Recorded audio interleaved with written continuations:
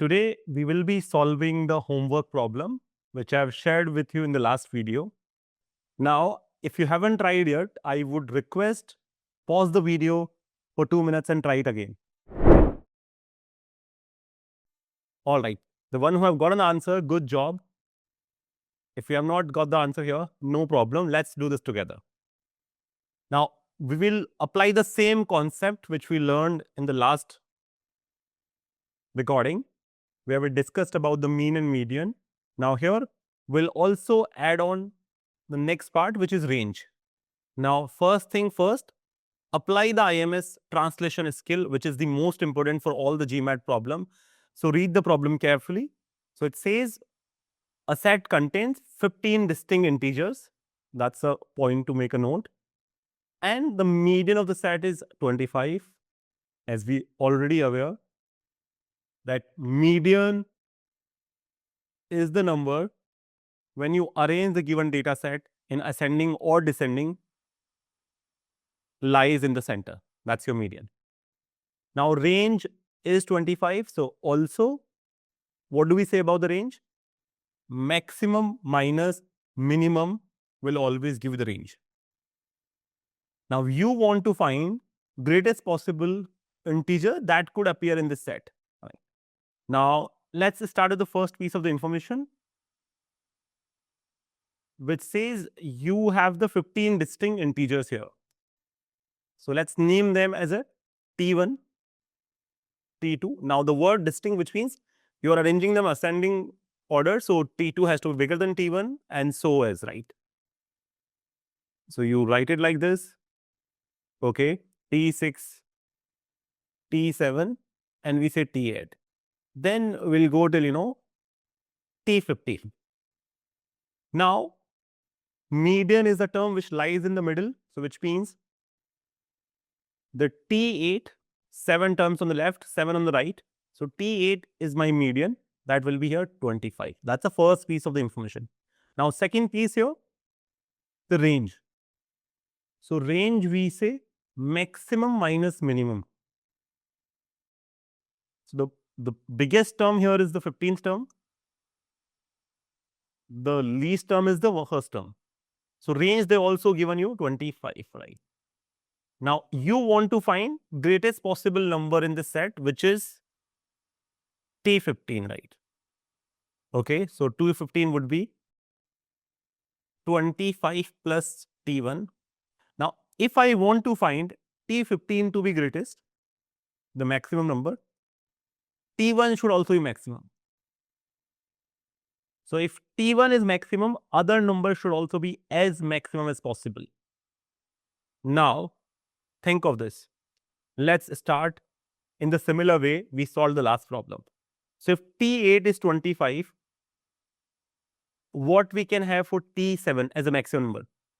So T7 is less than T8. So the maximum thing we can have is how much here? 24. This will be 23, 22, 21, 20, 19, 18. Now, what we've done here, we got T1 as a maximum, which could be 18 here. So the moment you put it here, the value of T1, you will get your T15, which is maximum here, and that will be 43. So answer to this problem will be 43. So the one who have gotten 43 in the beginning only, good job guys, well done. The one who have understood now, no problem. We're gonna be solving so many such problems together, where you can build up your basic concept and skills required to get high marks in GMAT Quant. Now here, one more thing. This is conceptual way. See, we have done the basic common sense. That's what required in GMAT also. If you also want to be more smart here, so at IMS, we use one strategy which we call plug in the answer choices. It's known as in reverse solving. So whenever a problem asks you greatest possible integer that could appear in this set. So how we can go with the reverse solving of this, right? So whenever we are looking forward for reverse solving, we always start with the option choice C. And why we do so? Because in the GMAT, when you see numbers in the option choices, they're always arranged in either ascending or descending order. Now, but here they ask you the greatest value. So which means I am going to start with the greatest number in the set. And that is here 50. Now think of that.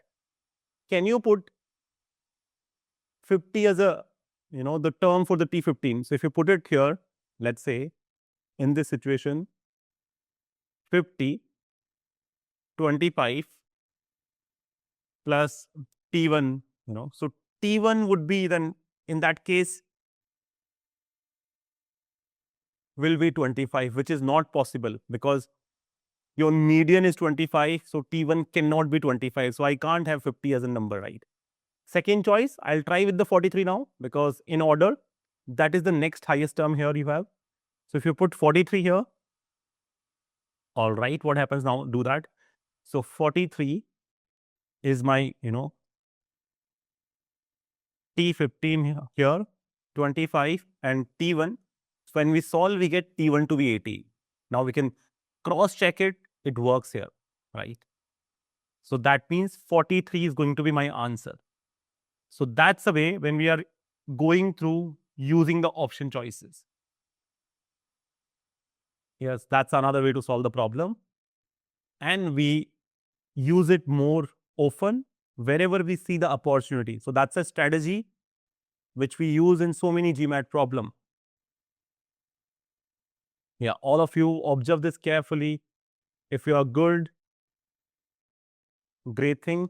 If you still have doubt, please write in the comment box. We'll happy to answer all your queries. The next thing, again, you have your homework question. Again, the similar concept where you see the greatest and the least situation with the range. So I would like all of you to try out this problem and post your answer into the comment box and be with us in this journey. I'll see you in the next video for the solution of this. Till then, take good care. Bye-bye.